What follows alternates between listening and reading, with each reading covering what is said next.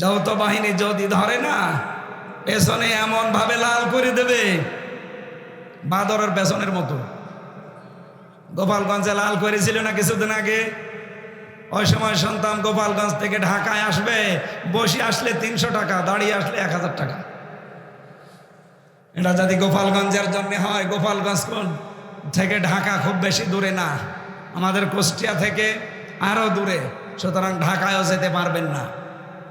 এমন লাল করবে, বসে গেলে 1000 টাকা, দাঁড়িয়ে গেলে 2000 টাকা। এই সিস্টেম যেন এ জেলায় আর না আসে, এই জন্য আমার মনে হয় কারো উস্কানিতে পা দেওয়া যাবে না, সতর্কতার সহিত কাটানো লাগবে দিন। এই সবার বসা লাগবে ভাই, অনেকক্ষণ বসে আছেন আপনারা না? আরে একটু দাঁড়িয়ে বসলে তো মাজা ষাট হয়ে যেত, একটু দাঁড়িয়ে বসে। দাঁড়া, হ্যাঁ কথা বলা যাবে না, এমনি দাঁড়িয়ে তারপরে বসে পড়ে। এই যে আপনাকে আলাদাভাবে বলা লাগবে, তুলে দেন, যারা বসে আছে তুলে দিন, তুলে দেন। সবাই দাঁড়িয়ে এবার জায়গায় বসে পড়েন, আর ফাঁকা জায়গা যেন না থাকে, যারা আশপাশে আছেন ভেতরে বসে পড়েন। 15 সেকেন্ড সময় দিলাম, তাড়াতাড়ি করেন।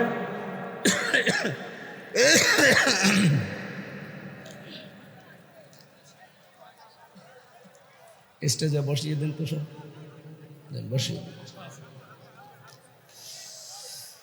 আলহামদুলিল্লাহি রাব্বিল আলামিন, ওয়াসসালাতু ওয়াসসালামু আলা রাসূলিহিল আমিন ওয়া আলা আলিহি ওয়া আসহাবিহি ওয়া আতবাইহি আজমাইন, লাইলান ওয়া নাহারান ফিত তারফাইন।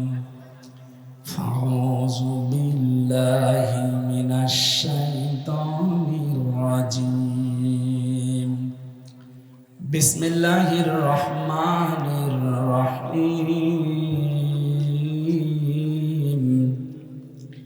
ইয়া আইয়ুহাল্লাযীনা আমানু মান ইয়ারতাদ্দা মিনকুম আন দীনিহি ফাসাওফা ইয়াতিল্লাহু বিকওমিন يحبهم ويحبونه أذلة على المؤمنين أعزة على الكافرين يجاهدون في سبيل الله ولا يخافون لومة لائم ذلك فضل الله يؤتيه من يشاء الله واسع عليم اللهم صل على سيدنا مولانا محمد وعلى آل سيدنا مولانا। আলহামদুলিল্লাহ, প্রাণপ্রিয় জেলা কুষ্টিয়া কবরহাট হাই স্কুল ময়দানে ইসলামী সমাজ কল্যাণ পরিষদের উদ্যোগে আয়োজিত 3 দিন ব্যাপী 17তম বাৎসরিক, যদিও 16 বছর বন্ধ ছিল, নাকি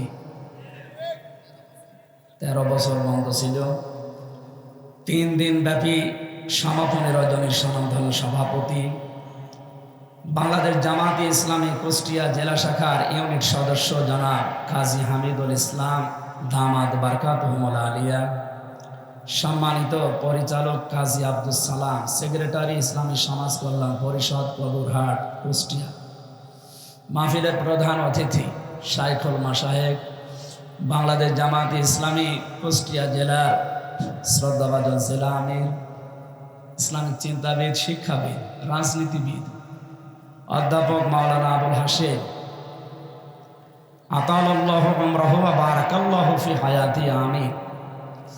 মঞ্চে বসা আছেন ইসলামিক চিন্তাবিদ, রাজনীতিবিদ, সমাজসেবক, কুষ্টিয়া জেলার কৃতি সন্তান, সারা জীবন জ্ঞানের আলো ছড়িয়েছেন অধ্যাপক ফরহাদ হোসাইন, নায়েবে আমির বাংলাদেশ জামাতে ইসলামী কুষ্টিয়া জেলা শাখা। আতানাল্লাহু উমরাহু ওয়া বারাকাল্লাহু ফি হায়াতি, বলেন আমিন।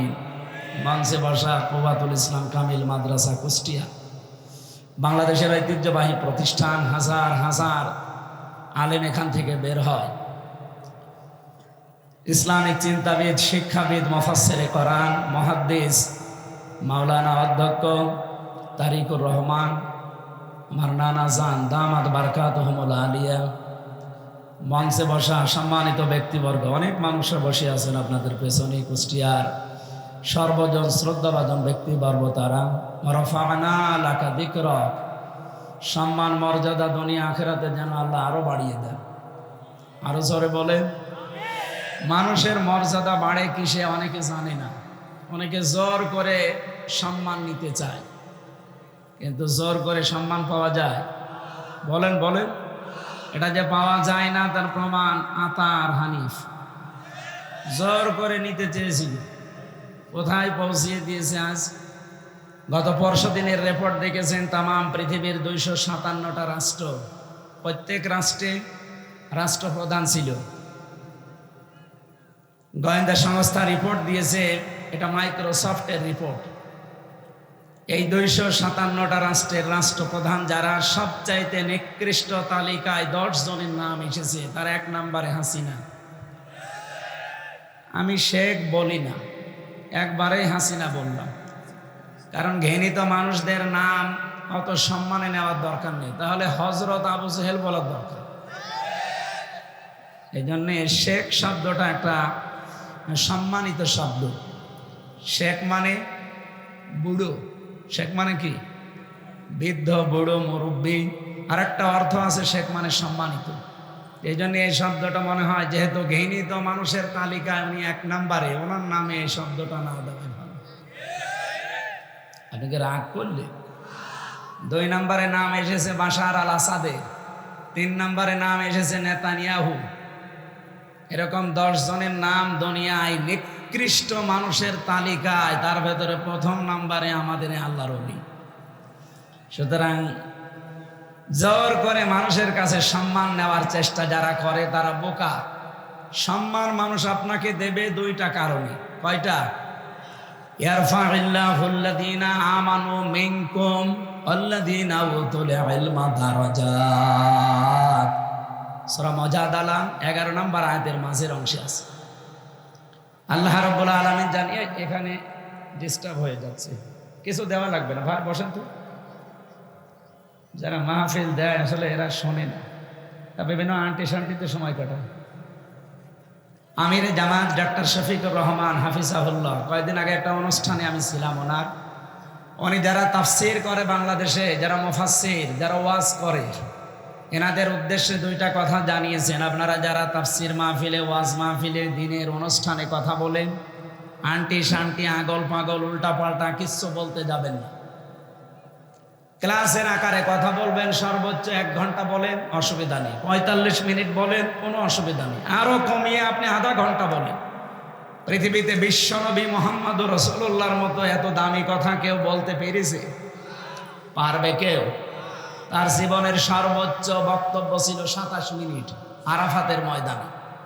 বিদায় হজের ভাষণে সর্বোচ্চ 27 মিনিট কথা বলেছিলেন। এটা ঐতিহাসিক প্রেক্ষাপটে আমরা পেয়েছি। তার মতো মানুষ যদি 27 মিনিটে কি কথা বলেছিলেন, আর 1400 বছর চলছে, এখনো পর্যন্ত দুনিয়ার মানুষ এই 27 মিনিটের বক্তব্য কুল কিনারা করতে পারে না, শেষই করতে পারে না এখান থেকে শিক্ষা নিয়ে। আর আমরা এমন হুজুর, এমন বক্তা, 2.5-3 ঘন্টা শুধু চলে যায় জুলেখা আর ইউসুফ নবীর কাহিনী বলতে। অথচ ওখান থেকে যে শিক্ষা দরকার সেটা কিন্তু আমরা বলিও না, নিতেও চাই না। খালি কাহিনী বলেন, প্রেম কাহিনী।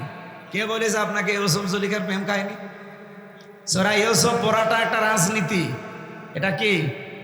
ইউসুফ নবী নিজে দায়িত্ব চেয়ে নিয়েছিলেন সংরক্ষণ করার জন্য। ক্বালা জাআলনি আলা খাযাইনিল আরদি ইন্নী হাফিজুন আলিম। এই আয়াতের ব্যাখ্যা ফি জিলালিল কোরআন পড়ে প্রেম কাহিনী বের হবে আপনার। এই জন্য উল্টাপাল্টা ধারণাগুলো আসে তখন যখন আমরা দেখি বিভিন্ন আলোচক বক্তার নাম নিয়ে 2.5 ঘন্টা 3 ঘন্টা প্রেম কাহিনী শোনা ইউসুফ আর জুলাইখার নাম নিয়ে, নাউজুবিল্লাহি মিন যালিক। আমরা ওই দিন থেকে শুরু করে চেষ্টা চালাই আমাদের সর্বোচ্চ মুরব্বী অভিভাবক ওনার কথাকে সামনে রেখে আমি যতটুকু বলি, আল্লাহর প্রশংসা খুব বেশি হলো হাফ মিনিট, রাসূলের প্রশংসা 10-15 সেকেন্ড, এরপরে আমরা মূল কথায় চলে যাই। এদের আমার মনে হয় এইভাবে আসালি পাসালি দিয়ে সময় নষ্ট না করে আল্লামা সাঈদী সাহেবের ওই ঐতিহ্যটা ধরে রাখা দরকার এই তাফসির মাহফিলগুলোতে। সর্বোচ্চ মাগরিব থেকে এশা পর্যন্ত একজন তুলে দেবেন, এশার নামাজ পড়ে প্রধান বক্তা তুলে দেবেন। আপনারা দাওয়াতও নিয়েছিলেন এই কথা বলে, কিন্তু কথা রাখেননি। আমি কখন এসে বসে আছি আপনারা জানেন।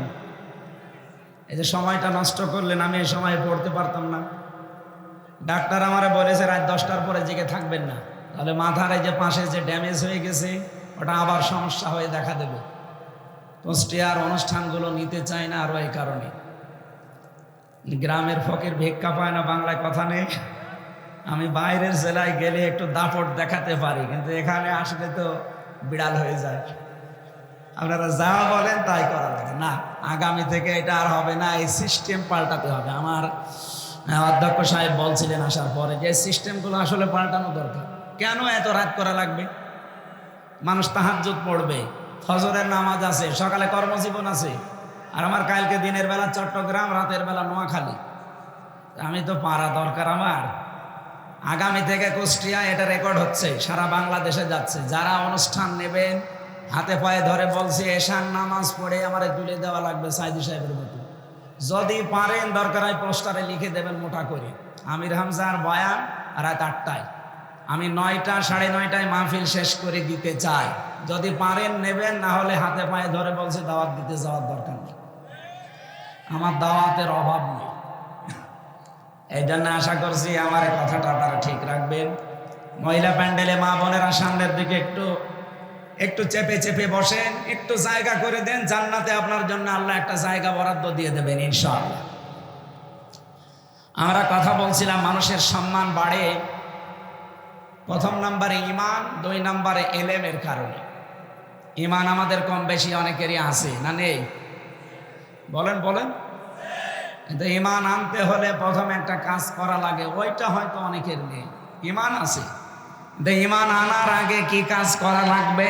কোরআনে কারিমে আল্লাহ সূরা বাকারা 257-56 নম্বর আয়াতে জানিয়েছে, ফামাই ইয়াকফুর বিত-তাগুত ওয়া ইউমিন বিল্লাহ। কেউ যদি ঈমান আনতে চায় তার প্রথম কাজ সে যেন তাগুত ছেড়ে দেয়। বাংলাদেশে বহু ঈমানের দাবিদার আমরা তাগুত ছেড়ে না দিয়ে ঈমানের দাবি করি, এই কারণে আমাদের ঈমান টিকতে চায় না। ফাকাদ ইসতামসাকা বিল উরওয়াতিল ওয়াসকা লা ইনফিসামা লাহা। আল্লাহ তাআলা বলেন তাগুত ছেড়ে দিয়ে যদি ঈমানের দাবি করতে পারে, ও এমন একটা মজবুত রশি ধারণ করেছে যা জীবনেও ছিঁড়ে যাবে না। কিন্তু তাগুত ছেড়ে না দিয়ে যে ঈমানের দাবি আমরা করি, ঝড় উঠলে ঈমান আগেই লিভে যায়। ঝড় উঠেছে হয়তো চড়হাসে কবরহাট থেকে আমার বাতি লিভে গেছে। সুতরাং এইরকম ঈমান আমরা আনবো না। আমরা ঈমান আনতে হলে আগে তাগুত ছেড়ে দেব। কথা বলেন ঠিক কিনা? বাংলাদেশের দিকে তাকান, যারা তাগুত ছেড়ে দিয়ে ঈমানের দাবি করেছিল, আপনি দেখেন শিবিরের সাবেক সভাপতি দেলাওয়ার হোসেন তার গরম করে তার লজ্জাস্থানে ঢুকিয়েছিল। আমি নিজে সাক্ষী, আমাকে ওই অফিসার বলছিল, সঞ্জয় দত্ত, আমারও রিমান্ডে উনি ছিল, আমারে বলছিল দেলাওয়ারকে এই করেছিলাম, ওকে আমরা ফুটবলের মতো পিটিয়েছি। 57 দিন রিমান্ডে ছিল। এই বাংলাদেশের ইতিহাসে এই প্রথম। 15টা বছর যে জুলুম অত্যাচার নির্যাতন গেল, জালেমরা তারে এক চুল টলাতে পারে না। এই কথা বলেন না কেন? কারণ সে তাগুত ছেড়ে দিয়ে ঈমান এনেছিল, এই জন্য ঈমান থেকে তাকে দূর হতে হয়নি। যারা ঈমান এনেছে তাগুত ছেড়ে না দিয়ে নৌকা মার্কা নিয়ে দাঁড়িয়ে ঈমান এনেছিল, মাওলানা রুহুল আমিন, আমি নাম ধরে বলছি যেন আপনি চিনতে পারেন, বায়তুল মোকাররমের সাবেক খতিব। এ লোকটার ঈমান যাই ছিল এখন আর নেই। কে কথা বললেন না কেন? কারণ তাগুত ছেড়ে না দিয়ে ঈমানের দাবি করলে ঈমান টিকবে না। এ পৃথিবীর ইতিহাসে এই প্রথম যে জাতীয় মসজিদের খতিব পালিয়ে যায়। এটা প্রথম না? দুনিয়াতে আপনি শুনেছেন যে মসজিদের ইমাম পালাই, জোর করে এসেছিল কয়দিন পরে যে আমি আবার ইমামতি করব, জুতা দিয়ে পিটিয়েছে জনক। পরের দিন মোবাইলে স্ট্যাটাস দিয়েছে ফেসবুকে যে জুতা মেরেছে কিন্তু আমার গায়ে লাগে, আমি আর নিচে নামলাম। তগুত ছেড়ে না দিয়ে যদি আপনি ইমানের দাবি করেন, আপনার ইমান টিকবে না। এই জানে আমাদের সম্মান আল্লাহ রেখেছেন কিসের ভেতরে বলেন তো? ইমানের ভেতরে। 2 নম্বরে ওয়াল্লাযীনা উতুল ইলমা দারাজাত, এটা বহু বছর যারা এলেম পেয়েছে, এলেম পেলে জ্ঞান সম্মান বাড়বে না, এলেমের ওপরে আমল করা লাগবে। বাংলাদেশে তাকান, জ্ঞান কম বেশি অনেকে আমরা অর্জন করি, কিন্তু জ্ঞানের ওপরে টিকে থাকতে পারি না। এজন্য আমাদের সম্মান আল্লাহ বাড়ায় না, আরো নিচে নামিয়ে দেয়। এই পৃথিবীতে জ্ঞানের ওপরে সবচাইতে বেশি আমল করেছিল, কাজ করেছিল জ্ঞান অনুযায়ী নবীরা। কারা? বলেন বলেন। আপনি 2 জন নবী ছাড়া বাকি কোন নবী দেখাতে পারবেন যে পৃথিবীতে তারা লাঞ্ছনা গঞ্জনা অপমানের শিকার হয়নি? হয়েছে। এই কারণে তারা জ্ঞানের উপরে সর্বোচ্চ আমল করেছিল। এই জন্য আল্লাহ আফসোস করেছেন তার বান্দাদের উপরে, ইয়া হাসরাতান আলাল ইবাদ মা ইয়াতিহিম মির রাসূলিন ইল্লা কানু বিহি ইস্তাহজিউন। সূরা ইয়াসিনের 30 নম্বর আয়াত। আল্লাহ বলেন আমার আফসোস, আমার আক্ষেপ, এমন কোন নবী রাসূল দুনিয়ায় পাঠালাম না যার সাথে সমসাময়িক মানুষেরা ঠাট্টা বিদ্রুপ করে না, উপহাস করে না। বলেন তো নবীদের চরিত্র খারাপ ছিল? বলেন বলেন। একটাই কারণ, তারা তাদের জ্ঞান অনুযায়ী আমল করেছিল। এই কারণে আল্লাহ দারাজাত, দিন যত যায় নবীদের সম্মান মর্যাদা আল্লাহ বাড়াতেই থাকে। এই জন্য প্রথমে আল্লাহ আরম্ভ করেছেন আয়াতটা ইয়ারফা দিয়ে। রাফা ইয়ারফা এটা মুজারে, বর্তমান ভবিষ্যৎ, প্রেজেন্ট ফিউচার। সুতরাং ইমান আনার পরে যদি এলেম অনুযায়ী জ্ঞান অনুযায়ী আপনি আমল শুরু করেন, দিন যত যাবে আপনার মর্যাদা সম্মান আল্লাহ দুনিয়ায় বাড়াতেই থাকবে। শুধু বাড়াবে না, বাড়াতেই, আরো জোরে বলেন, বাড়াতেই থাকবে। এই জন্য যে যার যা ইমান আছে এবং যার যা আমল আছে ওই অনুযায়ী আল্লাহ তার সম্মান মর্যাদা যেন আরো বাড়িয়ে দেন। সকলে বলেন আমিন। সামনে বসা মুসলমান ভাইরা, পর্দার আড়ালের সম্মানিতা মা এবং বোনেরা, প্রশাসনের ভাইরা, প্রাণ প্রিয় কুষ্টিয়াবাসী, আল্লাহর দরবারে শুকরিয়া জানাচ্ছি। 3 দিন 13-14 বছর পরে হলেও কোরআনের আলোচনা এখানে হচ্ছে। যারা বুঝে হোক না বুঝে হোক বন্ধ করে রেখেছিলেন, আল্লাহ যেন তাদের হেদায়েত দেন। বলেন আমিন। আগামীতে কিয়ামত পর্যন্ত কোরআনের অনুষ্ঠান, কোরআন প্রচারে, কোরআন প্রসারে, কোরআন কায়েমে কোনো বাধা আসুক, এটা আমরা আর দেখতে চাই না। এই কথা বলেন না কেন? সেই সংক্রান্ত আয়াত আজকে আমরা পড়েছি সূরা মায়েদার 54 নম্বর আয়াত। এটাকে সামনে নিয়ে বাস্তবতার নিরিখে তাফসীর আকারে কথা বলার চেষ্টা চালাবো ইনশাআল্লাহ। আমাদের শরীরের ভেতরে 17টা জিনিস এমন আছে যা একজনের সাথে আর একজনের মিল নেই। আমার চামড়ার সাথে ষাঁড়ের চামড়া মনে হয় একরকমই দেখা যাচ্ছে, কিন্তু ষাঁড়ের চামড়া কেটে যাক, ফেটে যাক, ছিঁড়ে যাক, আমার চামড়া কেটে লাগিয়ে দেবেন, পছন্দ হবে। লাগবে তো নাই, আরো পছন্দ হবে। হ্যাঁ, ওনার শরীরে আমার শরীরে 9768 প্রকার চামড়া আছে। যে কোনো চামড়া আপনি লাগিয়ে দেবেন, কেটে ভালো হয়ে যাবে। এটার দ্বারা এটাই বোঝাতে চেয়েছেন, আমি হাদিসের ব্যাখ্যা বলছি। আল্লাহ রাব্বুল আলামিনের আয়াত হচ্ছে ওয়ালা তাজিরু ওয়াজিরাতু বিজরা উখরা, কিয়ামতে কেউ কারো বোঝা বহন করবে না। এই আয়াতের ব্যাখ্যায় একটা হাদিস এসেছে, এটা তাফসিরে হাক্কানিতে আছে। মুহাদ্দিসিন ইকরাম ব্যাখ্যায় লিখেছেন যে আমার চামড়া ওনার সাথে মেলে না, পছন্দ ধরে লাগিয়ে দিলে কিয়ামতের দিন উনি আমার পাপের বোঝা বহন করে নিয়ে বেড়াবে। এই কথা আমাকে উনি শোনায়। ওই কথা আমি শুনি আর বিশ্বাস করে বসে আছে যে না, চিন্তা নেই, বাবা আছে। উনি একটা ভণ্ড আর এটা একটা পাগল। এই কথা বলেন না কেন? এরকম বহু ভণ্ড দেশে নেই। কারো উপরে ভরসা করা যাবে না, নিজের কাজের উপরে ভরসা করে থাকা লাগবে। যতটুকু কাজ কারবার করেন ওইটার উপরে ডিপেন্ডেন্ট হবে, কারো উপরে ভরসা করে কোনো লাভ নেই। কি কথা বললেন না কেন? উম্মিহি ওয়া আবি, আয়াতের ব্যাখ্যা এসেছে সন্তান তার মায়ের কাছে 500 বছর পড়ে থাকবে পা ধরে, 500 বছর। একটা নেকির কারণে। নবীজি বলেন 500 বছর পরে ওর মুখের ওপরে লাথি দিয়ে বলবে কিসের সন্তান দাবি করো, দুনিয়ায় আমার বিয়েই হয়নি। এই জন্য আমার চামড়ার সাথে ওনার চামড়ার মেলে না, ওনার ওপরে ভরসা করে আমার কোনো লাভ আছে? যতটুকু পারবেন কিয়ামতে বোঝা বহন করতে অতটুকু পাপ করে দুনিয়া থেকে যান। অবশ্য ঠিক ঠিক আছে, করেন আপনি। আপনি যতটুকু সহ্য করতে পারবেন, মাথার উপরে বোঝা, পাপের বোঝা, ততটুকু করবেন, ঠিক আছে? এটা তো ঠিক আছে। আল্লাহ আমাদের এমন এমন কাজে আঞ্জাম দেওয়ার যেন তৌফিক দেন, আমরা যেটা বহন করতে পারি ওই পরিমাণে ভালো কাজ আমরা করতে চাই। অন্যায়গুলো দুনিয়া থেকে আমরা মাফ করে নিতে চাই, বলেন আমিন। আপনারা জানেন পরশু দিন, আজকে তো 19 তারিখ, 18 তারিখে মনে হয় গতকাল, একজন নিরপরাধ মানুষের জন্য সারা বাংলাদেশে যেভাবে মানুষ রাস্তায় নেমেছিল, পৃথিবীর ইতিহাস তৈরি হয়ে গেছে। এই কথা বললেন না কেন? এটা কি টাকা পয়সা দিয়ে কেউ নিয়ে এসেছিল? না, কাউকে যাবার সময় 2 টাকা দেওয়া হয়নি, খাবারও দেওয়া হয়নি। এটা এসেছিল যারা রাস্তায়, সব এসেছিল ইমানের দাবিতে। 1500 বছর আগে হুদায়বিয়ার সন্ধির যে ঘটনা, সে জন্মের পর থেকে আমরা শুনি। এখানে একটা শিক্ষা আছে। 1399 জন মানুষকে নবীজি শপথ বাক্য পাঠ করাচ্ছিলেন।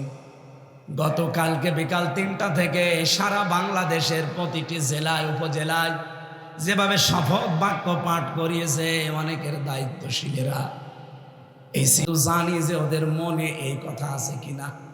1399 জন যখন হাতে হাত দিয়ে বাক্য পাঠ করছিল, এটা শুধু মুখের কথা না, এটা তাদের মনের কথা। এই জন্য এদেশে যারা এই রাস্তায় নেমেছে, আপনারা বিভিন্ন মাধ্যমে দেখতে পেয়েছেন, এই দৃশ্যগুলো শুধু আমাদের মুখের না, এগুলো সব আমাদের মনের কথা। কথা বলেন ঠিক কিনা? সুতরাং ওই সময় নবীজি বাম হাতটা উপরে তুলে দিলেন। সাহাবী জিজ্ঞাসা করলেন, হে নবী, এই কিসের হাত? আমরা তো সবাই ডান হাত দিয়েছি। নবীজি বলেন, ডান হাত তো আমিও দিয়েছি। আজকে কিছুক্ষণ আগে আল্লাহ আয়াত নাজিল করে ঘোষণা দিয়েছে, আজকের এই বায়াতে সবার উপরে আল্লাহ রাজি হয়ে গেছে। আমার ওসমান যেহেতু এখানে নেই, তারপরও তো আল্লাহ রাজি হওয়া লাগবে। এই জন্য আমি বাম হাতটা উপরে তুলে দিলাম, এটা আমার ওসমানের হাত। আমি আয়াত থেকে শিক্ষা নিয়ে 100% বিশ্বাস করে বলতে পারি, গতকাল এই নিরপরাধ মানুষটার জন্য সারা বাংলাদেশ, সারা বিশ্বের বিভিন্ন জায়গায় যারা শপথ পাঠ করে নিজের জীবন নিয়ে এসেছিলেন রাজপথে, আল্লাহর কসম আপনাদের সবার উপরে আল্লাহ রাজি হয়ে গেছে। কারণ আমরা লোক দেখানোর জন্য আসি নাই, মুখ থেকেও বলি না, এটা মনের কথা আমাদের। আমরা চাই তাকে মুক্তি দেওয়া হোক। এই কথা বলেন, এই আওয়াজ দেওয়া যাবেন ভাই। আগামীকাল তার রায় আছে। যারা দায়িত্বে আছেন, লুৎফুজ্জামান বাবরকে যদি ছেড়ে দেওয়া হয়, আমরা চাই এটিএম আজহারুল ইসলামকেও ছেড়ে দেওয়া লাগবে। এটা রাজনীতি না, এটা আমাদের ইমানের দাবি। যদি রাজনীতি মনে করেন, হ্যাঁ এটা রাজনীতি। আমরা চাই না এই সমর যোদ্ধা, বিপ্লবের সৈনিক, বিপ্লবের কারণে এই দেশটা যেহেতু স্বাধীন হয়ে গেল, সে বিপ্লবের সৈনিক জেলখানায় থাকবে কোন কারণে? তিনি বিপ্লবের অগ্রনায়ক, সারাটা জীবন কাটিয়েছেন বিপ্লবের মাধ্যমে। এই কথা বলো না কেন? বিপ্লবের এই সূর্য সন্তান যদি জেলে থাকে, তাহলে বিপ্লব দরকার কি? আশা করছে অন্য যারাই আছে বিনা কারণে নির্দোষ, মিথ্যা মামলা, মিথ্যা সাক্ষীর কারণে সবাইকে মুক্ত বাতাসে ছেড়ে দেওয়া। এটা আমরা চাই না। আমরা চাই এই কারণে 1500 বছর আগে যদি নবী ওনাদের উপরে খুশি হয়ে যেতে পারে, আল্লাহ যদি খুশি হয়ে বলতে পারে, আদুল্লাহি ফাওয়াইদিন, আজকে নবীর হাতে যারা হাত দিয়েছো, তারা আমার হাতে হাত দিয়েছো। গতকাল যারা সারা বিশ্বে, বিশেষ করে বাংলাদেশে এই নিরপরাধ মানুষের পক্ষে কথা বলেছেন মন থেকে, আল্লাহর কসম, আল্লাহ আমাদেরকে একটা প্রশান্তি দিয়েছে। এবং আর একটা জিনিস বাকি আছে, ওয়াসাবাহুম ফাতাহান কারিবা, একটা নিকটবর্তী বিষয় আল্লাহ আমাদেরকে দেবেন, এই আয়াতে তার প্রমাণ আছে। আল্লাহ যেন সেইটা আমাদেরকে দেখান, বলেন আমিন। সূরা মায়েদা 55 নম্বর আয়াতের আগে একটা আয়াত পড়েছি, 54 নম্বর আয়াতটা। আমরা চেষ্টা করবো এই আয়াত থেকে মূল কথাগুলো ডেলিভারি দেওয়ার। মায়েদা শব্দের শাব্দিক অর্থ দস্তরখানা। মায়েদা মানে কি? এ একটা আমল। যদি আপনার জরুরি হলে কিন্তু ঘুমাবেন, আমাদেরকে রাত জাগিয়ে আপনি ঘুমাবেন। আমরা সারের মতো করতে চাই আগামী থেকে। রাত 10টার পরে ওনারে মোবাইল দিলে আমি আর পাই না। বাংলাদেশের বিভিন্ন জেলায় জেলা আমির, থানা সেক্রেটারি, জেলা সেক্রেটারি বলে একটু কথা বলবো দিন, 10টার পরে তো আর হয় না। এই জন্য আগামী থেকে আমরা ওনার নিয়ম ফলো করব। রাত 8টায় আমারে তুলে দেওয়া লাগবে, যেখানেই নিন। এই রেকর্ড ভালো করে করো। কি রেকর্ড করো? এটা ছাড়বা কাজ। সারা বাংলাদেশে যেখানে নিয়ে যান, এমনকি বাইরের দেশে যারা নিতে চান, আমার এশার নামাজ পড়েই তুলে দেওয়া লাগবে। যতটুকু বলি, 1 ঘন্টা বলি, 45 মিনিট বলি, আমি মূল কথা সামারাইজ করে বলে ফেলবো ইনশাআল্লাহ। আমি চাই আগামী বছর থেকে আমি যেন সর্বোচ্চ রাত 10টায় ঘুমাতে পারি। নাকি তলবেন রাত 10:30টায়? আজকে যেহেতু নিজের জেলা বলে কিছু বললাম না। আর ইয়াসিন ওরে আমি কি যে করবো, বাড়ি যাই, আমার সাথে বলল কি আর কইল কি। আমি বললাম যে সর্বোচ্চ রাত 9টায় তুলে দেবেন।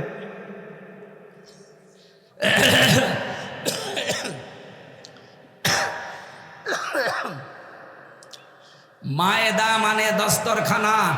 তামাম দুনিয়া আল্লাহ একটা দস্তরখানা বানিয়েছে। কথা বলেন না কেন? তামাম পৃথিবীটা একটা কি, সব জায়গায় খাবার ছড়িয়ে ছিটিয়ে আল্লাহ রেখেছেন। নবীজি আয়াতে তার একটা ব্যাখ্যা পড়েছি আমি, একটা হাদিস। বিশ্ব নবীজি বলেন, যারা খাবার খেতে কোনো খাবার পড়ে যায় দস্তরখানার উপরে, এরা যদি ওটা তুলে খেয়ে ফেলতে পারে, জান্নাতের হুরদের যে দেনমোহর আছে ওটা আল্লাহ আদায় করে দেয়। জান্নাত পাবেন কিনা কোনো গ্যারান্টি নেই, কিন্তু দেনমোহর আদায় হয়ে যাচ্ছে হুরদের। সুতরাং এই কাজটা আমরা যেন আর সামনে না ছাড়ি। কথা বলছেন? হ্যাঁ, বিয়ে করার কথা শুনলে আমরা সবাই রাজি আছি। এদেশের বহু মানুষ নামাজের 13টা ফরজ জানে না, বিয়ে করা ফরজ এটা জানে। এটা জানে না। সূরা মায়েদার এই আমলটা আমি সহ যারা এসেছি, দস্তরখানা বিছিয়ে খাবার খাওয়া লাগবে। টেবিলে খান, কিছু পেড়ে নেবেন, কিছু পড়ে গেলে ওটা তুলে খেয়ে, এই আমলটা যদি এখন থেকে চালু হয়, আমার আশা জান্নাত আল্লাহ দেবে। নাই তো হুর পাবো কোথায়? জান্নাতই যদি না দেয়, হুর নেই। হুর না হলে দেন মোহর কিসের? এই জন্য আশা করছি আমলের মাধ্যমে জান্নাত হবে, হুরও পাবো, দেন মোহর আদায় হবে ইনশাআল্লাহ।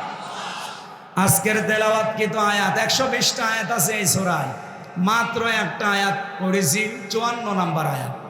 আজকের আলোচনার বিষয় ফিরে আসা। কি বললাম? বলেন বলেন। রব্বুল আলামিন ডাক দিয়েছেন এখানে ঈমানদারকে। আমি যে ঈমানের সংজ্ঞা বললাম, আপনারা কি বুঝেছেন? ঈমানের দাবি করলে কিন্তু হবে না।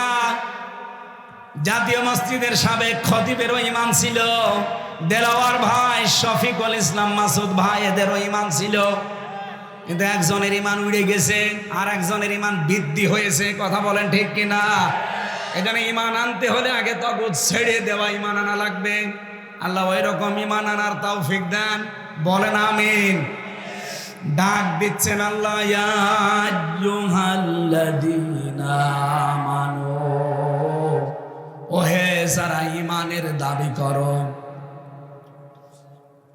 মাইয়ার তাদ্দা মিনকুম, তোমাদের ভেতরে যে ব্যক্তি ফিরে যাবে, আন দীনিহি, আমার দিন থেকে, ইসলাম থেকে, কোরআন থেকে, ফাসাউফা ইয়াতিল্লাহ, আল্লাহ বলেন অতি শীঘ্রই আমি তাদেরকে দেখাবো, বিকৌমি ইউহিব্বুহুম, এমন একটা জাতি তাদের উপরে আমি নিয়ে এসে দেব যারা আমি আল্লাহকে ভালোবাসে, ওয়া ইউহিব্বুনাহু, আমি নিজেও তাদেরকে ভালোবাসি, তারাও আমাকে ভালোবাসে। আদিল্লাতিন আলাল মুমিনিনা ইজ্জাতিন আলাল কাফিরিন, আর এই সমস্ত মানুষগুলোর ভেতরে কয়েকটা গুণ পয়দা হবে। এক নম্বরে গুণাবলী পাওয়া যাবে, তারা নিজেদের ভেতরে, মুমিনদের ভেতরে থাকবে রহম দিল, কোমল হৃদয়ের অধিকারী। আর কাফেরদের প্রতি হবে ভয়ঙ্কর এবং কঠোর।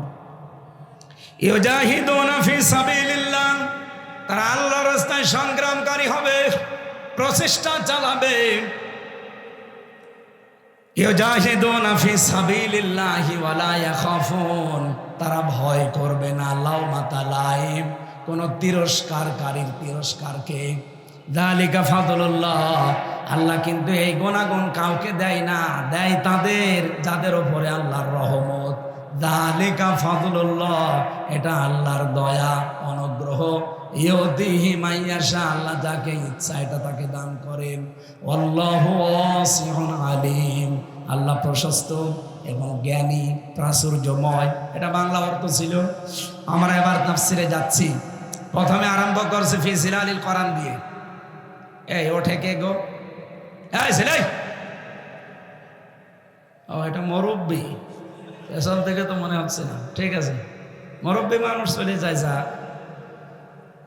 শুধু প্রসাদ পায়খানা বাদ দিয়ে কেউ যাবেন না। খুব যদি নেশা লাগে বিড়ি খাওয়া, খেয়ে চলে আসবে। আমাকে তাহলে মনে করতে পারেন তো তাহলে বিড়ি খাওয়া মনে হয়। আরে ভাই, আমি আকিজে চাকরি করি, আমি আকিজ গ্রুপের খতিব। এখন ওইটার বিরুদ্ধে কথা বলা যাবে? আমার চাকরি থাকবে? যদিও আকিজে এখন আর বিড়ি নেই, ওনারা এটা বাদ দিয়ে খাবার বানায়। আমি অন্তত তাদের কাছে গিয়ে এইটা পরিবর্তনের চেষ্টা চালিয়েছিলাম সেই 19 সাল 20 সালে। আল্লাহ সফল করেছে। বারবার ওনাকে বলতাম যে স্যার, আপনাদের একটা বদনাম, আপনার বাবা এটা করেছে ঠিক আছে, কিন্তু এটা বাদ দিয়ে আপনারা খাবার তৈরি করেন। ওনারা বেড়িটা আমেরিকার টোবাকোর কাছে প্রায় 12,000-এর উপরে কত টাকায় বেচেছে, বিক্রি করে ওইটা দিয়ে এখন খাবার তৈরি করে। প্রায় 65টা খাবারের ব্যবস্থা ওনাদের, 65টা প্রোডাক্ট তৈরি হয়, তার ভেতরে প্রায় 55টার উপরে খাবার। এখানে বিড়ি খাওয়ার পক্ষে তো কথা বলা যাচ্ছে না, বিশেষ করে খুলনা আর বরিশাল বিভাগে। এগুলো আবার চট্টগ্রাম, সিলেটে সমস্যা না, ওই দেশের ইমাম মুয়াজ্জিনও বিড়ি খায়। কিন্তু খুলনা বিভাগে, বরিশাল বিভাগে একটু ঝামেলা আছে।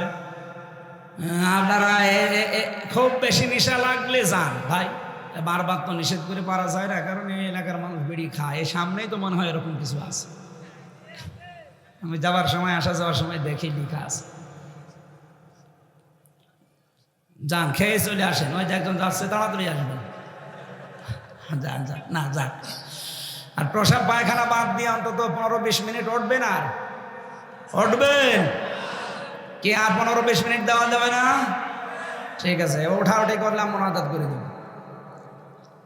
আল্লাহ রাব্বুল আলামিন বলেন, মাই ইয়ারতাদ্দা মিনকুম, মান মানে যে ব্যক্তি, ইয়ারতাদ্দা দিয়েছেন আল্লাহ বাবে ইফতিয়াল, ইরতিদাদ শব্দের শাব্দিক অর্থ হচ্ছে হক থেকে বাতিলের দিকে ফিরে যাওয়া।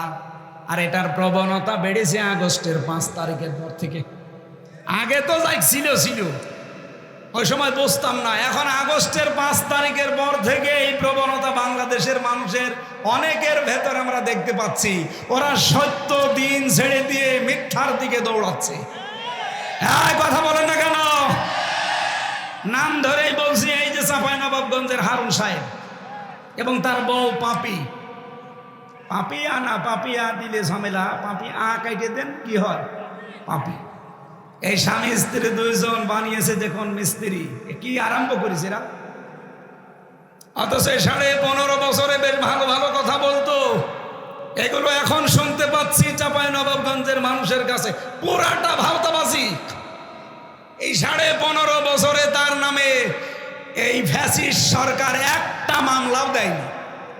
অবৈধ সংসদে এসে যে কত ভালো ভালো কথা আমাদেরকে শোনাতো, আপনি দেখেছেন? আগস্টের 5 তারিখের পর থেকে সবচাইতে বেশি একামতে দিনের বিরুদ্ধে, বিশেষ করে জামাত এর নাম নিয়ে যে বিষোদ্গারগুলো করছে। আপনি চাঁপাইনবাবগঞ্জের সাবেক মেয়র, আমি নাম নিলাম না, উনি আজকে ঘোষণা দিয়েছে এই হারুন সাহেব জীবনে 2 বার জেলে গেছে। দলের জন্যেও না, মানবতার জন্যেও না, ইসলামের জন্যেও না। একটা হচ্ছে সরকারি টিন, ত্রাণের টিন চুরি করেছিল, আর একবার শুল্কমুক্ত গাড়ি, যেটা ট্যাক্স দেওয়া লাগে, এটা ফাঁকি দেওয়া গাড়ি উনি বিক্রি করে দিয়েছিল। এই দুইটা কারণে উনি দুইবার জেলে গেছে। এটা কি দলের কারণে, মানবতার জন্যে, না ইসলামের জন্যে? ওনার মুখে কোনো কথা মানায়, বিশেষ করে একামতে দিন যারা পালন করে তাদের বিরুদ্ধে। যদি এরকম কেউ বলতো যে যার চরিত্র ঠিক আছে, আপনি তো গোলাম ছিলেন বাতিলের, আপনার মুখে কথা মানায় না, এটা রেকর্ড হচ্ছে আপনার কানে, এক্ষুনি চলে যাচ্ছে আমি জানি। আশা করছি আপনি থামবেন, নয়তো আপনাকে কিন্তু জাতির সামনে এমন কিছু মানুষ আছে ন্যাংটা করে ছাড়বে। আপনি মনে করছেন কেউ তো টের পায় না? কে বলেছে? সব রেকর্ড আছে আপনার 15 বছরে। দল থেকে চাইনি আপনি সংসদে যান, আপনারা 6 জন জোর করে গেছে। 6 জনের ভেতরে 4 জন বলেছে আমরা যাব না, বাকি 2 জন উনি আর ওই যে আরেকজন হবিগঞ্জের, আমি নাম নিলাম না, ব্রাহ্মণবাড়িয়ার, জোর করে গেছে তারা দলের সিদ্ধান্তের বাইরে। আমার যেহেতু সাবজেক্ট ওইটা না, আমি শুধু ইঙ্গিত দিলাম বাংলাদেশে বহু মানুষ কিন্তু আল্লাহর দিন থেকে ফিরে চলে যাচ্ছে একেবারে প্রকাশ্য ফ্যাসিস্টের দিকে, বাতিলের দিকে। ওরা মনে মনে করছে আমরা যদি এভাবে চলে যাই, হাজারো মানুষ আমাদের দেখা দেখি চলে আসবে, এই দেশে অন্তত আর যারা দিনের কথা বলে তাদের কথা আর কেউ শুনবে না। আরে ভাই, দিনের মালিক কি হামজা? কথা বললেন না? দিনের মালিক ইয়াসিন, দিনের মালিককে আমরা হচ্ছে দিনের খাদেম, কামলা। আমরা চেষ্টা করে যাব দিনের পক্ষে। এদেশে যদি কায়েম হয় দিন ভালো, না হলে আমার কোনো লস নেই, ইয়াসিনেরও লস নেই। আমাদের বেতন আছে বিকাল 5টায়। বিকাল 5টা মানে জীবনের শেষ দিন। এই কথা বলেন না কেন? তা আপনি কি করলেন? আপনি বাধা দিয়ে টার্গেটে পড়ে গেলেন। দিনের মালিক যিনি, সে আল্লাহ। দিনের মালিক আবার বলেন তো হামজা কে? সুতরাং এদেশে যারা দিন বিরোধী তারা হামজা বিরোধী না, তারা সরাসরি আল্লাহ বিরোধী। আমার নিজের কোনো সম্পদ যদি আপনি মেরে কেটে নিতেন আমার রাগ হতো। আপনি তো সরাসরি বিরুদ্ধে আছেন আল্লাহর দিনের, তার মানে আল্লাহর বিরুদ্ধে গেলে আল্লাহর রাগ হবে না? বলেন বলেন। আল্লাহর রাগ যদি হয়, উনি 3টি কাজ করেন। এদিকে তাকান। আল্লাহ রাব্বুল আলামিনের যদি রাগ হয়ে যায় কোন জাতির উপরে, 3টা কাজ করেন। 1 নম্বরে ফাসাউফা ইয়াতিল্লাহ বিকওমি ইউহিব্বুহুম ওয়া ইউহিব্বুনাহু। আল্লাহ পাক বলেন ওদের উপর আমি এমন একটা জাতিকে এনে দেই যে জাতিকে নিজে আমি আল্লাহ ভালোবাসি এবং তারাও আমাকে ভালোবাসে। আপনি দেখেন বাংলার প্রেক্ষাপটে আয়াতটা, আজ অনেকেই বিভিন্ন কায়দায় যারা হক থেকে বাতিলের দিকে জানা শোনার পরও মুখ ফিরিয়ে চলে যাচ্ছেন। আপনি কিন্তু জানেন এই দেশে হক কোনটা? কথা বলেন না কেন? এই যে যৌথ বাহিনী কিছুদিন আগে অপারেশন ডেভিল হান্ট চালাচ্ছিল, এখনো পর্যন্ত ওটা আছে নেই? যৌথ বাহিনী দেখলে খুশি হয় ইমানদারেরা, আর ভয় পায় যারা খুনি, যারা দুর্নীতিবাজ, আর যারা জুলুমবাজ তারা। সূরা আহজাবের 22 নম্বর আয়াতে আল্লাহ দিয়েছেন আলাম্মা রাল মুমিনুনা আল আহজাব। আহজাব মানে যৌথ বাহিনী। আহজাব মানে কি? ওয়ালাম্মা রাল মুমিনুনা আল আহজাব, যখন মুমিনেরা যৌথ বাহিনী দেখতে পেল, তার মানে এটা 1500 বছর আগেও ছিল। এই কথা বলেন না কেন? মুমিনেরা এরা দেখতে পেয়ে আনন্দে আত্মহারা হয়ে গেছে, কিন্তু যৌথ বাহিনী দেখে সবচাইতে বেশি সমস্যায় পড়েছে যারা খুনি, যারা অবৈধ ক্ষমতার অধিকারী। ওই জামানায় যারা ছিল, এ জামানায়ও অনেকে তাদের প্রেতাত্মা ছিল। এখানে অবৈধভাবে যারা ছিল তারা এখন যৌথ বাহিনীর ভয়ে আছে না? আমার মনে হয় এই অপারেশন ডেভিল হান্ট এটা আরো বেশি করা দরকার কুষ্টিয়া জেলার জন্য। বাংলাদেশের অন্য জেলা বাদ দিলাম, এই জেলায় বেশি হওয়া দরকার, কারণ এখনো অনেকের মাস্তানি থামেনি। এই কথা বলেন না কেন? এ কবর হাটে নেই, অনেকে এখনো ওই ওদের মতোই আচরণ করছে। ডেভিল হান্ট কেন চালু হয়েছে? ডেভিল মানে শয়তান, হান্ট মানে শিকার। শয়তান শিকার। আমরা চাই শয়তান সব শিকার হয়ে যাক, কথা বলেন ঠিক কিনা? এই জন্য ডক্টর মোহাম্মদ ইউনূস খুব তাড়াতাড়ি একটা একটা করে গজব ডেকে নিয়ে আসতেছে। কিন্তু কিছুদিন আগে আযাবুল বুলডোজার নাজিল হয়েছিল। এটার নাম কি বলেন বলেন? আযাবুল এটা এমনি নাজিল হয়নি। সাতক্ষীরা, চাঁপাইনবাবগঞ্জ, চট্টগ্রাম এই জেলাগুলোতে তাকান, 2013 সালে হাজার হাজার মুসলমানদের বাড়ি ঘর বুলডোজার দিয়ে মাটির সাথে অনেক জালেম মিশিয়ে দিয়েছে। আল্লাহ সেই প্রতিশোধ নিয়েছে 25 সালে ফেব্রুয়ারির 5 তারিখে।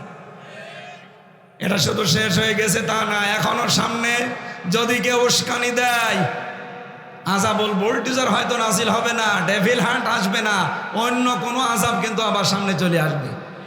এই জন্য আপনারা সাবধান হবেন, কারো উস্কানিতে পা দেওয়া, আরো বলেন উস্কানিতে পা দেওয়া।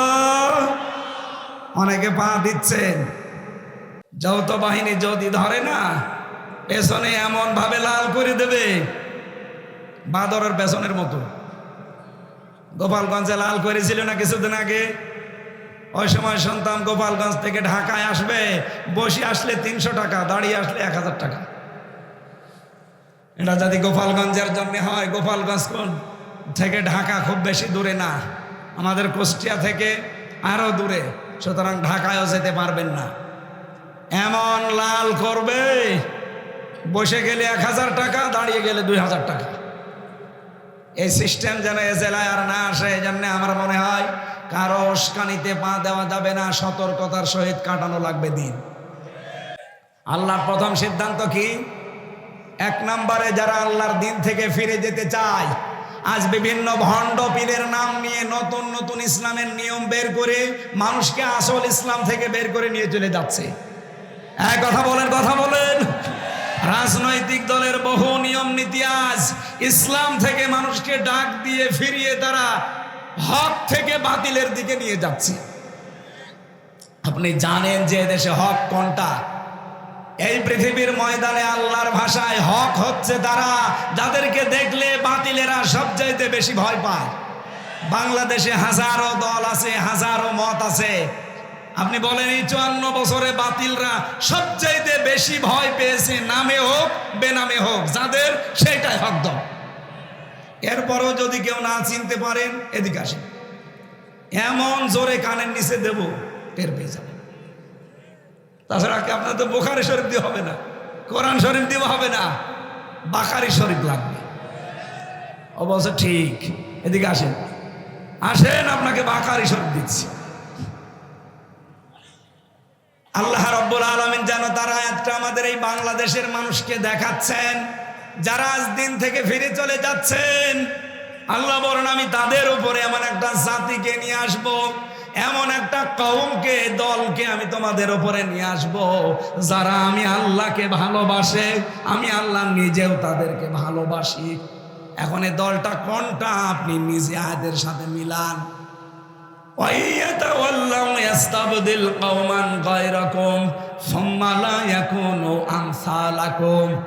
সূরা মুহাম্মাদের ভেতরে আল্লাহ জানিয়েছেন, তোমরা যদি ফিরে যাও আল্লাহর দিন থেকে, আমি আল্লাহ এমন একটা জাতি, এমন একটা দলকে তোমাদের উপরে প্রতিষ্ঠিত করে দেব, যারা তোমাদের মতো হবে না।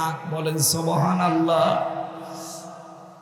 এই আয়াত থেকে প্রথম আমরা বের করলাম, আল্লাহ এমন একটা দল তৈরি করে দেবে যদি মানুষ আল্লাহর দিন থেকে ফিরে চলে যেতে চায়। সেই দল এই বাংলাদেশে এখনো আছে না নেই?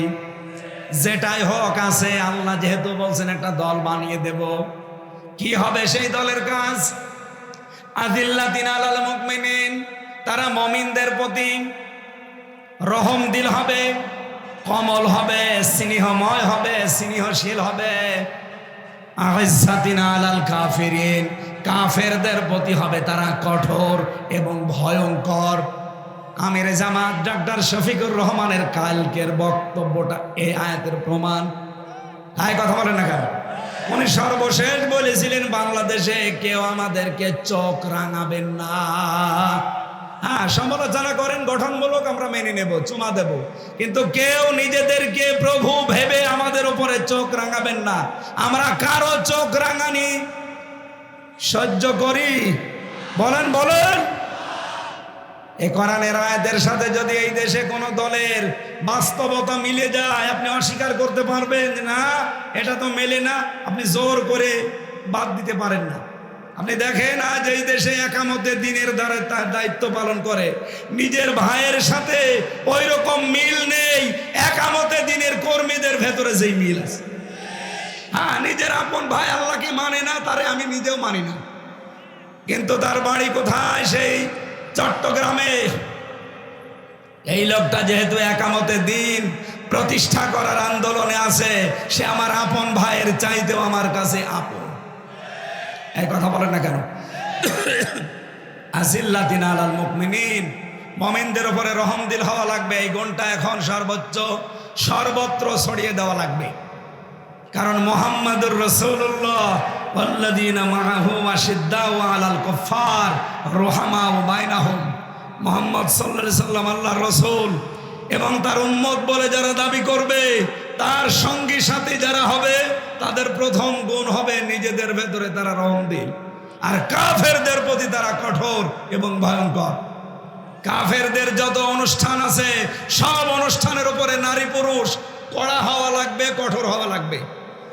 এই যে ফেব্রুয়ারি মাসের কয়েকদিন আগে যেই দিবসটা গেল, কি নাম? বিশ্ব ভালোবাসা দিবস। এই মাই আর তাদ্দা মিনকুম এই শব্দের ব্যাখ্যায় আমি পড়েছি, ইরতেদাদ মানে পরিবর্তন করা, ইরতেদাদ মানে ফিরে যাওয়া, ইরতেদাদ মানে হক থেকে বাতিলের দিকে চলন্ত অবস্থায় চলে যাওয়া। সুতরাং আল্লাহর নামকে যারা পরিবর্তন করে দিয়েছে তাদের নিয়ে আসা দিবস এই 14 ফেব্রুয়ারি। শফিক রেহমান, এই লোকটার নাম ছিল শফিক রহমান। ইংল্যান্ড থেকে এই বিশ্ব ভালোবাসা দিবস আমদানি করেছিল। সাংবাদিকরা প্রশ্ন করছে, স্যার আপনার নাম তো শফিক রহমান, রেহমান করেন কেন? উনি বলছে, দেখো রহমানের ভেতরে মৌলবাদের গন্ধ পাওয়া যায়, এই জন্য আমার নাম আমি কেটে পরিবর্তন করে পাল্টিয়ে রেহমান দিয়েছি। বাংলার মুসলমানের রেকর্ড হচ্ছে, এটা সারা দেশে ছড়ায়। সবাইকে বলছি, যেহেতু এবছরে আর নেই, সামনে বছর আবার আসবে। যেই লোকটা আমাদের আল্লাহর নাম পরিবর্তন করে রহমান থেকে রেহমান করতে পারে, তার নিয়ে আসা দিবস আগামীতে কোন মুসলমানের ছেলে মেয়েরা পালন করতে পারে? আরো জোরে বলেন, পারে না? ইসলামে 2টা দিবসের বাইরে কোনো দিবস নেই। কি? ঈদুল আজহা, ঈদুল ফিতরের বাইরে কোনো দিবস আছে? কিসের প্রত্যাবর্তন দিবস, কিসের জন্ম দিবস, কিসের মৃত্যু দিবস? কোনো দিবস নেই। ঈদুল আজহা, ঈদুল ফিতর, শেষ। বাইরে যদি কোনো দিবস কেউ নতুন করে বানিয়ে পালন করে, ও যেন আল্লাহর রাসূলের চাইতে বেশি বোঝে। সুতরাং আগামী থেকে কোনো মৃত্যু দিবস পালনে দেশে আর হবে না। যদি মুসলমান নবীর উম্মত দাবি করে থাকে, কোনো জন্ম দিবস পালন আর কোনো প্রত্যাবর্তন দিবস পালন আর, বলেন বলেন, কোনো দিবস নেই। দিবস পালন করলে আমি কত দিবস পালন করতে পারতাম আপনি জানেন? আমার জন্ম দিবস, মৃত্যু দিবস, জেলখাটা দিবস, জেল থেকে বের হওয়া দিবস, জেলে যাওয়া দিবস, বিয়ে করা দিবস, বিয়ে যেদিন হয়েছে ওই দিবস, বিয়ে খাওয়া দিবস, কত বিয়ে খেলাম। তাহলে বিয়ে খাওয়া দিবস পালন করলে প্রতিদিন পালন করা লাগবে। কোন দিবস আজকে থেকে আর নেই। ইসলামে যেটা নেই ওটা আমার বাবা মানালেও আমি মানি। আরো জোরে বলেন, মানি। এই জন্য আগামী থেকে রাসূলের উম্মত যেহেতু আমরা দাবি করছি, আল্লাহ আমাদেরকে একটা জিনিস দেখাতে চাচ্ছে, সেটা এমন একটা দল আল্লাহর সামনে তৈরি করে দিতে চান। কারণ এদেশে অনেক মানুষ এখন ইসলাম থেকে মুখ ফিরিয়ে বুঝে হোক না বুঝে হোক নিচ্ছে, সে ধর্মীয় কায়দায় হোক আর জেনারেল কায়দায় হোক। এক কথা বলেন না কেন? আর আল্লাহ এরকম পরিস্থিতিতে যেহেতু কয়েকটা সিদ্ধান্ত নেন, তার ভেতরে 1 নম্বরে তিনি একটা দল বানিয়ে দেন। সেই দলকে আল্লাহ বলেন আমি বিজয় করব। কাতাবাল্লাহু লা আগলিবান্না আনা ওয়া রাসূলি, আমি আল্লাহ লিখে দিলাম, লামে তাকিদ নুনে সাকিলা, অবশ্যই আমি আল্লাহ এবং আমার রাসূলের সাথে যারা আছে তারা বিজয়ী হবেই। এই আয়াতটা আমরা সামনে বাস্তব অবস্থায় দেখতে চাই কিনা? আরো জোরে বলেন, চাই কিনা? আল্লাহ যেন চর্ম চোখে আমাদের দেখায় যে আল্লাহর দল এদেশে বিজয় হয়ে গেছে। আরো জোরে বলেন, আল্লাহর দল কারা? যারা তিনটা কাজ করে। কয়টা? আপনি এবার দেখেন, এই দেশে এখন 72টার উপরে দল আছে, 48টাই নিবন্ধিত দল, তো সেটা মিলে 49টা। কিন্তু জালেমরা নিবন্ধনটা বন্ধ করে দিয়েছে। আমরা চাই এটা অতি শীঘ্রই ফেরত দেওয়া। হ্যাঁ, কথা বলেন না কেন? জালেমদের কোন চিহ্ন যদি দেশে না থাকে, সবই তো বিদায় নিচ্ছে। 32 বিদায় নিয়েছে, টঙ্গিপাড়াও বিদায় নিতে পারে। কথা বলেন না কেন? জালেমদের কোন দৃশ্য এই দেশে কেউ দেখতে চায় না। কি কথা বলেন না কেন? কেউ দেখতে চায়? সবাই বলছে কোন জালেমের দৃশ্য এই দেশে থাকবে না। সুতরাং জালেমের দেওয়া অবৈধ রায়ও এই দেশে থাকবে না। আমাদের নিবন্ধন, বিশেষ করে দাড়িপাল্লা ফেরত দেওয়াই লাগবে। কথা বলেন ঠিক কিনা? এটা শুধু আমি এই কয়েকজন মানুষের সামনে না, এটা রেকর্ড হচ্ছে না, 18 কোটি মানুষের পক্ষ থেকে বলতে চাই, এই অবৈধ রায় বাদ দিয়ে আমাদের জায়েজ যে নিবন্ধন, এটা ফিরিয়ে দাড়িপাল্লা ফেরত দেওয়া লাগবে। এই কথা বলেন না কেন? বলেন এটা চান কিনা? এই ন্যায় চান কারা দেখি? লিল্লাহে তাকবীর।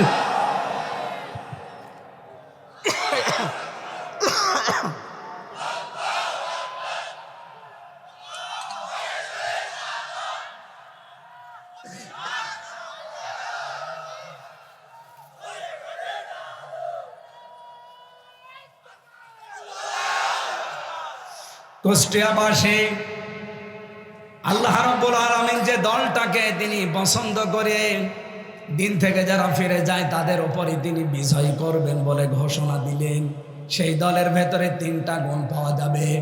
আল্লাযীনা ইউকিমুনাস সালাতা ওয়া ইউতুনাজ যাকাতা ওয়া হুম রাকিউন। যারা নামাজ কায়েম করবে, সম্পদ থাকলে যাকাত আদায় করবে, রুকুকারীদের সাথে রুকু করবে, তার মানে জামাতবদ্ধ হয়ে নামাজ আদায় করবে।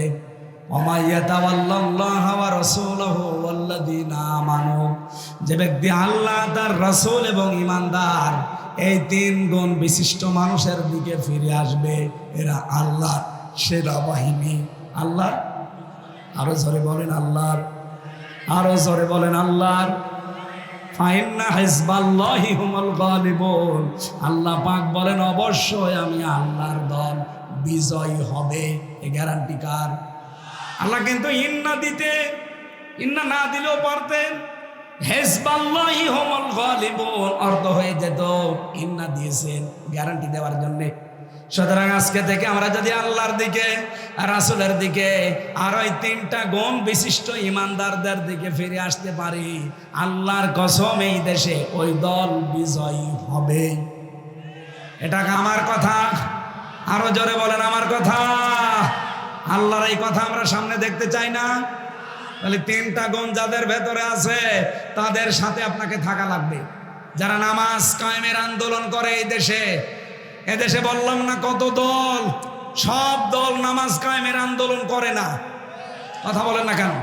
কারণ নামাজ কায়েম এটা ব্যক্তিগত বিষয় না, এটা রাষ্ট্রের দায়িত্ব। সূরা হজ 41 নম্বর আয়াত, আল্লাযীনা ইম্মাক্কান্নাহুম ফিল আরদ আকামুস সালাহ। যাদেরকে আমি জমিনে শাসন ক্ষমতা দেব,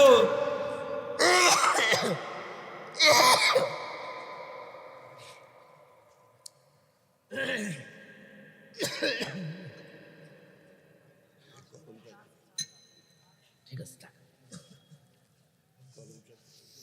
না, কিছু লাগবে, ঠিক আছে।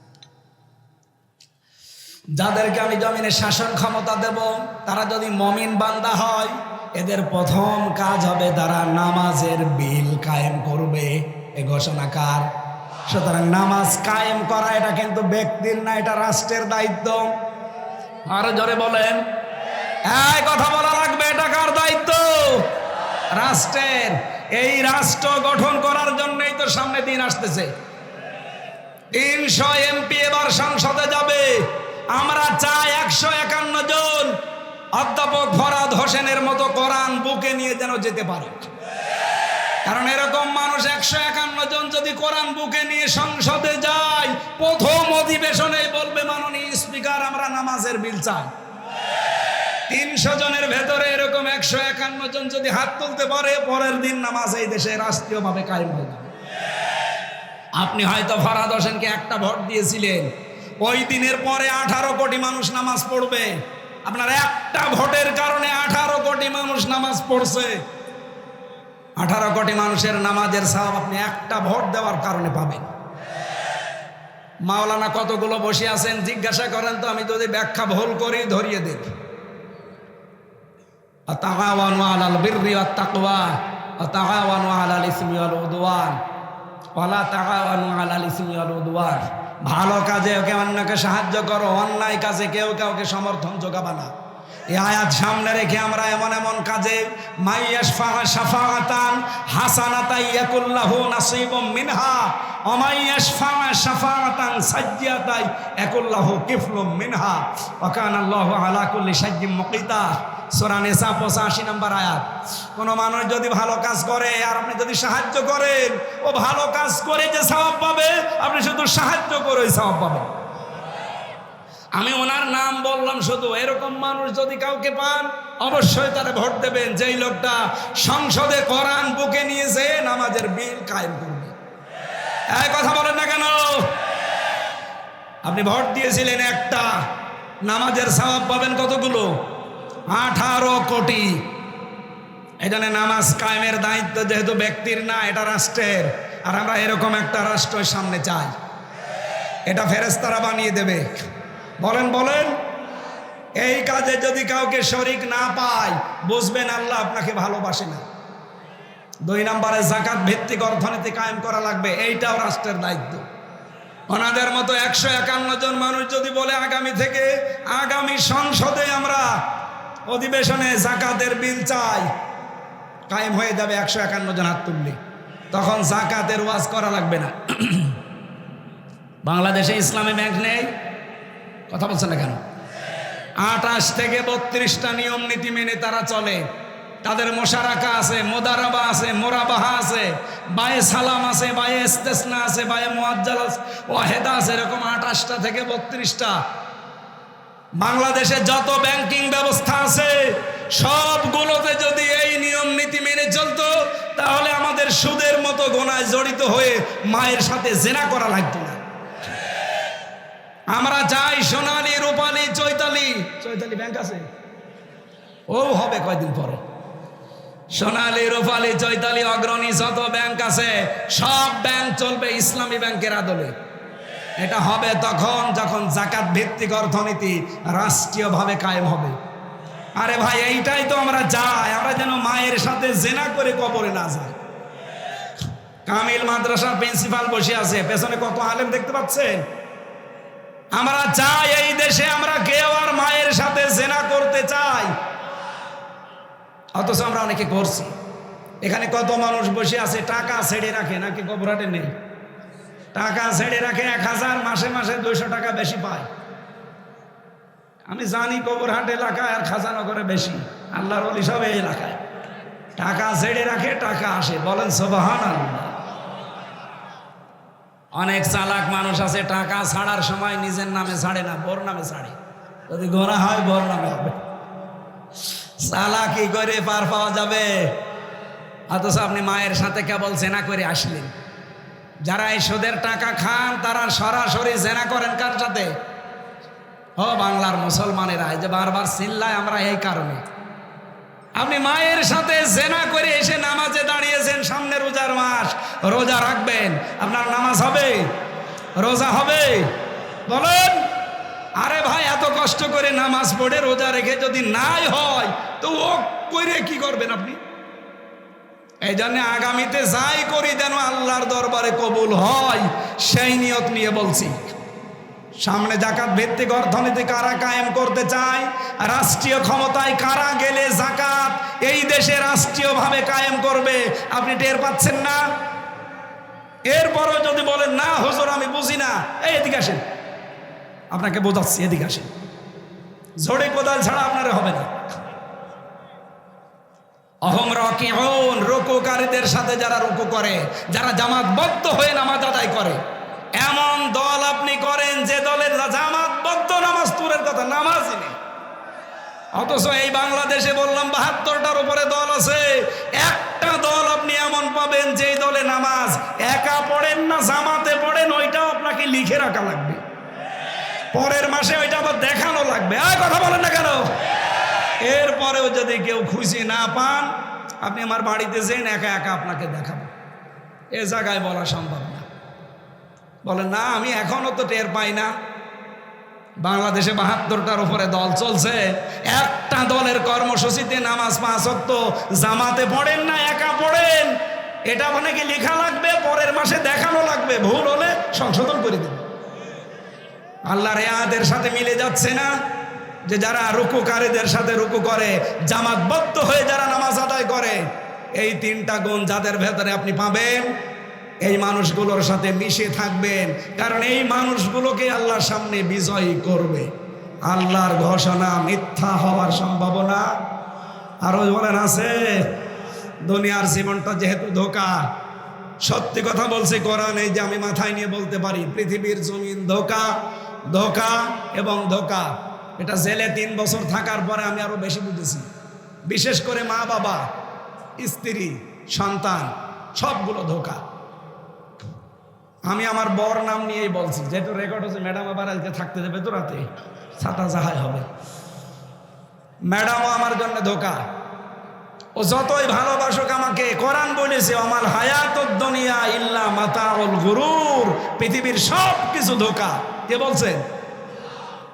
ম্যাডামের নানা বসে আছে, ও বলে দেয় দিক কপালে যা আছে। আমি তো আজ রাতে থাকছি না, চলে যাচ্ছি চট্টগ্রামে। আমি এখন যদি এখনই মারা যাই, আজ রাতে ম্যাডাম আমার আর পাহারা দেবে না, বলবো 2-3 জন নিয়ে আসেন, নাই তো আমার ভয় লাগছে, জিন আসতে পারে। কথা বলছেন এখানে, হয়তো 2-3 দিন পাগল হয়ে যাবে, কান্নাকাটি করে 7 দিন খাবার খেয়ে না খেয়ে কাটাবে। সন্তানাদি মা বাবা, আমারে ম্যাডাম সবই একই অবস্থা করবে। 40 দিন পরে দেখবেন যা স্বাভাবিক হয়ে যাচ্ছে।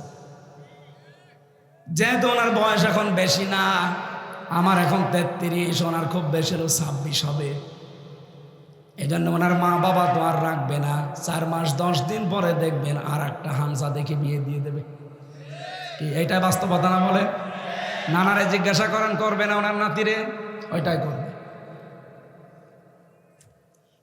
খুব বেশি হলো 5 থেকে 7 দিন তার সাথে সংসার করার পরে এ নানার কাছে কল দিয়ে বলবে, নানা ভালোই করেছেন বিয়ে দিয়ে, এখন যার সাথে দিয়েছেন ও হামজার চাইতে 100 গুণ ভালো।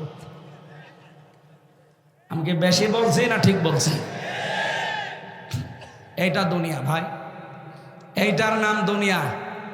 সুতরাং কারো সুখের জন্যে, কারো হাসি খুশির জন্যে, আনন্দের জন্যে এমন কোনো কাজে হাত দেওয়া ঠিক না। বাবা শাহজালাল সব হালাল না।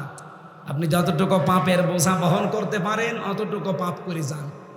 আমি প্রথমে এই শব্দ দিয়ে আরম্ভ করেছিলাম, যতটুকু পারেন ততটুকু কাজ করবেন। কারো সুখের জন্যে বাম হাতের ইনকাম করা ঠিক, এটা পাগলের কাজ। আমি জেলখানায় হাড়ে হাড়ে হাড়ে হাড়ে এটা টের পেয়েছি যে দুনিয়া পুরাটা ধোঁকা।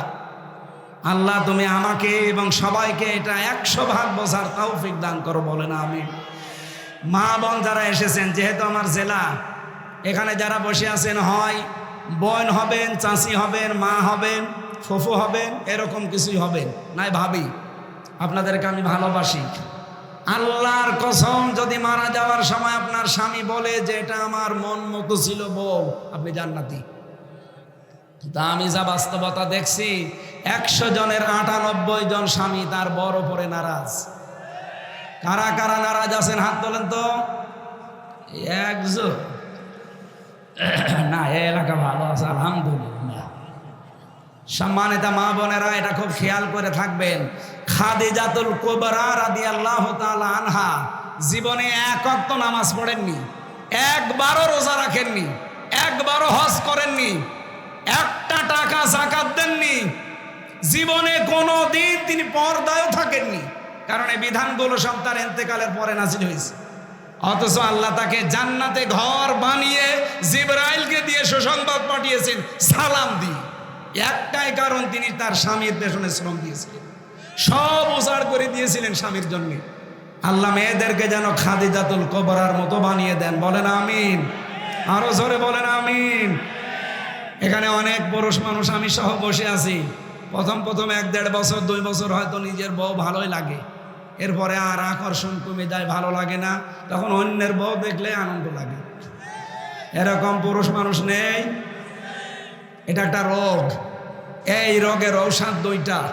সূরা নূরের 30 নম্বর আয়াতে আল্লাহ ঔষধ দিয়েছে, বললিল মুমিনিনা ইয়াগুদ্দু মিন আবসারিহিম ওয়া ইয়াহফাজু ফুরুজাহুম যালিকা আযকা লাহুম। আল্লাহ বলেন, নবী আপনি মুমিন পুরুষদেরকে বলেন তারা যেন তাদের চক্ষুকে নিম্নগামী করে পরনারী দেখলে, 2 নম্বরে তাদের লজ্জাস্থান হেফাজত করে। এইটাই উত্তম পদ্ধতি, পবিত্র পদ্ধতি এইটা। আপনি 15 দিন এই আমলটা করে দেখেন, শুধু নিজের 14 জন মহিলা বাদ দিয়ে, মা, বোন, ফুফু, মেয়ে, এরকম 14 জন, এদের বাদ দিয়ে সামনে দুনিয়ার যে মহিলায় পড়ুক সঙ্গে সঙ্গে চোখ নিজের দিকে করবে। কয়দিন? মাত্র 15 দিন। বলেন বলেন। এরপরে লজ্জাস্থানের হেফাজতের জন্য যা যা করা লাগে এইটা একটু কন্ট্রোল করেন। 15 দিন পরে দেখবেন একটা অনির্বাচন সুখ আপনি পাচ্ছেন। এটা টাকা দিয়ে কিনতে পাওয়া যাবে না, এই আমলের কারণে আল্লাহ দান করবে। আমি সহ যারা এখানে বসে আছি, আল্লাহ আমাদেরকে যেন এটা পালন করার এবং নিজেদের স্ত্রীর প্রতি যে দায়িত্ব কর্তব্য আছে এটা পালন করার তৌফিক দেন।